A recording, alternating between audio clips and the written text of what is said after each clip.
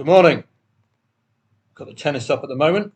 A nice trade taking on the potential of Kovacic to win the first set, which he didn't. He was 4-1 up at one stage, still didn't win the set. And also, 2 sets down, odds on favourite winning the third set. So you've got a nice odd swing there. You can cash out now regardless of what happens, or get in again if Caboli's odds are 1.2 or lower. So good stuff at the moment. I just tend to focus on odds on favourite matches and then see if their odds are accurately reflected in the scoreline. So, for example, here we've got a competitive match, but it was 4-4, looks to be on serve, 1.25 favourite. So I'll be looking for O'Connell, an Australian. So he's going to give a good performance in front of home support, but likely he's playing a higher ranked player who will eventually get the better of him. That's what we expect with these Aussies in the Australian Open. But let's go to the football.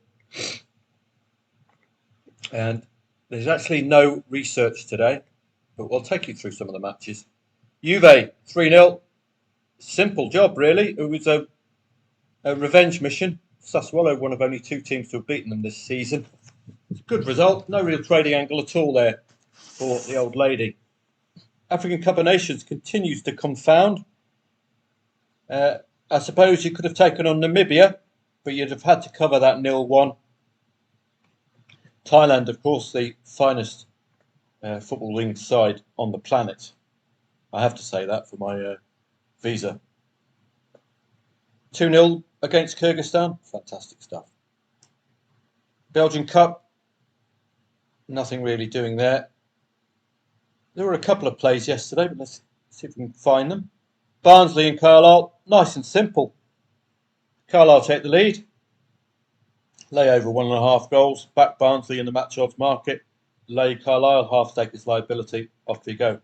Nice and simple job from Barnsley there yesterday. Took an 86-minute Kane penalty, so he's playing for Bayern Munich and Barnsley. Gets around that boy. 2-1 win. Mansfield of Forest Green was postponed, which was a pity. It was all over. Take on any Forest Green lead. In the English FA Cup, but again, this was down to whether you fancied the Premier League sides. I laid over 1.5 goals to cover the 1-0 and backed West Ham +1. Benrahma red card probably sucked the life out of any West Ham chance, but that's why we take out insurance. I actually fell asleep before the end of this match, so thankfully I covered the 1-0, which was good. More Premier League sides coming from behind. Luton against Bolton. Hopefully you got on that one. Birmingham and Hull. I did mention in one of my live streams a suggestion odds on favourite at home. Putting in some good stats to get back. But Lisa Stansfield, been around the world, getting the goal, 66th minute, 93rd minute winner. So possibilities there. Possibilities too if you favoured Wolves. Certainly on in-play stats you'd have favoured Wolves. But this wasn't one of your Premier League meeting lower tier. This was 2 Premier League sides. Great performance from Wolves. Again, coming from behind. Arguably, this is what they do under Gary O'Neill. Tend to score and concede. Elsewhere, not much else really. Israeli Liga Ha'al. The draw was too short. Second half.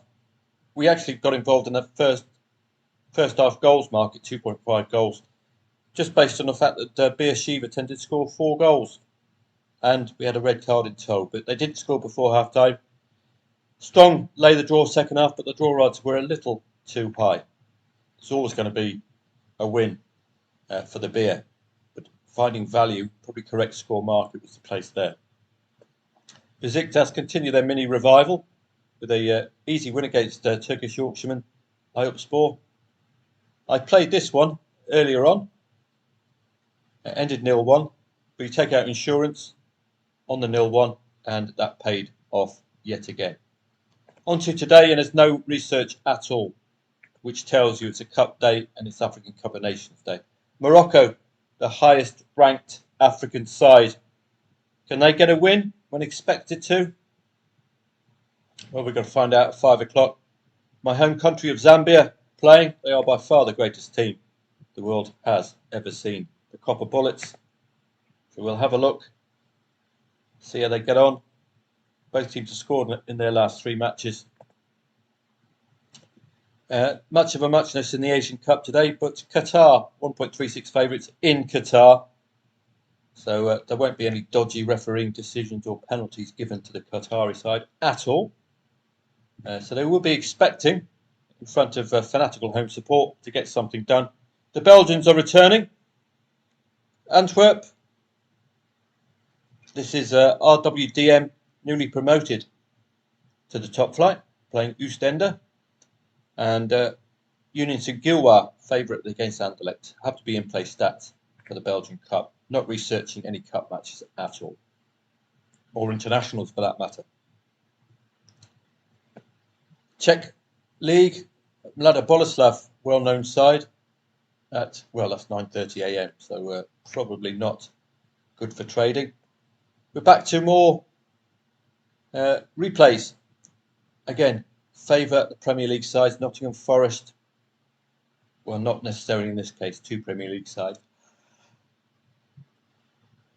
In-play stats are not at all for me. I would be favouring Forest here under Nuno Espirito Santo, getting a good tune out of his forward line. But Everton and Crystal Palace is a little tougher. 2 sides not renowned for their goal scoring. So this is typical of a researchless day. Greek Cup, Olympiakos Panathinaikos, another local derby of sorts. Aris Thessaloniki, 2.18. 1.42 for PAOK. All of the big guns in with a title fight, with a chance at the title, all playing in the cup today. Kafisias newly promoted, 2.43 the favourite, though, giving both teams a chance. Again, in-play stats are not at all. Maccabi Tel Aviv odds on favourites. They have been hiccuping a little recently, but they tend to be reliable. Did get a 2-2 draw and a 1-0 loss. Both of these tradable outcomes. Could have got an insurance trade out of that one, break even. This is a Tel Aviv derby as well, so just be careful. Derby style matches can be a little imponderable. Maccabi Haifa are away at Sakhanin. We move down. Dutch Cup, PSV Eindhoven against Twente. Now the onus or the context of this is PSV have 100% wins in the Eredivisie this season. So if they're looking to keep that kind of a record going, 100% wins in all matches this season, that would be the context of this 8 o'clock kickoff there. Be looking for that. Turkish Cup, the usual suspects, Fenerbahce, Adana Demirspor, Başakşehirspor at home as well. Again, in-play stats are not at all. This is why I'm not doing any research today. It's far too tough to call. Let's have a look at the tennis. If you're interested, I'll be doing more on the tennis over the summer months when we've got 3 Grand Slam tournaments. We've got 1 Grand Slam at a time which is not suitable for Westerners. 6:15 a.m. so far. We've got all of these morning matches to come. Novak Djokovic did drop a set against Papirin in his first. This should be competitive. Thompson, this is another one of those plucky Aussie matches where he's likely to be a thorn, like O'Connell, likely to be a thorn in the side, but eventually capitulate. That's what I tend to look for. Caroline Wozniacki is back. Well, she was. She's out now. Maria Sakkari, Sakkari, 1.08 favourite, 1.04 Sabalenka. So we've got. This is what I take my cues from the market, and then I look at the rankings, and then I see if, for example, 179th is leading 12th. It's an obvious play, isn't it? So it's not rocket science. I'm just using logic. And I'm doing the same as I do with the football. We're looking for example, do we treat this like it's a goal, these sets? So if you're 1 goal down, 1-0 down, and you're the odds-on favourite, you're looking to equalise quickly, which indeed he did. Make it 1-1, then you're looking to push on. So it's nothing more difficult than that. We've got a 2-0 lead. So why don't you have a go? Look for that 2-1 to keep him in the match, which indeed occurred. So it's fairly simple, tennis trading. Of course, you've got the nuances. Medical timeouts can impact the odds movements, things like that. Other tennis traders will trade actual service games. That's probably going to be more profitable in the ladies' game, where the service is all over the shop, if I'm perfectly honest. A lot of these ladies are awful at serving consistently well. You can see some matches where they break each other's serve consistently during a set. So you've got Caroline Garcia, 19th in the world, so automatically any top 20 player will get some attention. This looks tighter because it's a 1.76, 1.67. So this is a little tighter.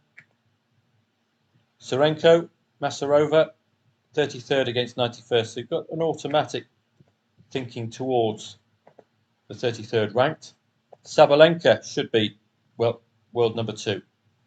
So let's hope that Frutarova will give a good account of herself today. Elise Mertens was very impressive. 28 against 37. Tight rankings, so just be careful. That's what I look for there. 1.62 is not an emphatically strong favourite.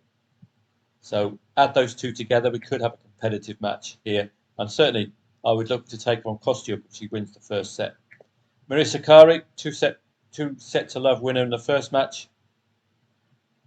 Playing a 1970s haircut, Avanesian. Her mum stuck a bowl on her forehead. Should be a 2 set to love. Whenever you've got a top 10 player, they're automatically chosen. Same in the men's game. Don't forget, this is 5 sets, so you've got ample leeway here, which is why I love the set betting markets for this. That's why I took on Kovacic when it looked like he was win the first set. I laid him 3-set betting. I know the odds were relatively high, but all you need is for Kachanov to win a set. Sometimes it doesn't come in, like yesterday with Bublik. That was a loss for me, which was a pity. We nearly had. This is all relative. Alcaraz, 1.02 player, you could have backed him at 1.11. I know it's all still very short odds, but relative to 1.02 pre-match, and he didn't even drop a set. Really solid display from Gasquet in the first set. This was German meeting German, so you're going to get an upset. And again, I took on a cup for 3-0 set lead, and Zverev proved his worth there. These are too tough to call. 1.8 favourite, like a 2.4 favourite in the football match. Very tough to call, and then you can tell the tightness here. Look, 2 tiebreakers. 1.11 doing what a 1.11 should do, a bit like the football. Should be winning 2-0. Tanasi Kokonakis, mate. Where's me badgy stragglers, mate? I don't know, mate. Throws. All right, Tanasi. Yeah, I'm all right, mate. Tanasi Kokonakis. 3 sets to 2 winner. Plucky Aussie. 1.8 the favourite is telling you it's even Stevens this, because you have to have an over round when you're the bookies, so that's the reason. You can't have evens. So whenever you see this, it's basically even Stevens. So take any 2-0 lead, I think, but we didn't have one. This was 0-1, 1-1, 2-1, 2-2. You could have got some money, I suppose, out of favouring Tanasi Kokonakis, mate. And there's old Shang on his pushang. If you're from Guernsey, you'll understand that. Pushang is a bicycle. 1.67 favourite, 2-1 down. So that's the possible angle in there. Take on old Ronald McDonald at 2-1 up. Underdog. But the concern I would have had here would have been the possibility of an injury to Shang, given these looked fairly straightforward sets. Only 4 games dropped. Bublik and Nagel. Well, this Nagel just wouldn't. He's like a terrier. He wouldn't let it go.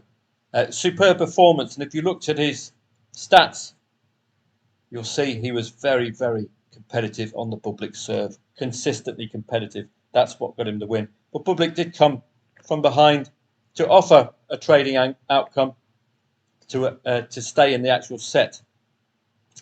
He was 5-3 down, I believe, in the final set. Yeah, 3-5 down. So he did a good job to get back and even to break here. That's when you get your odd swing at 6-5. So you would have got a little bit of an odd swing there. But winning or lost serve. Wow.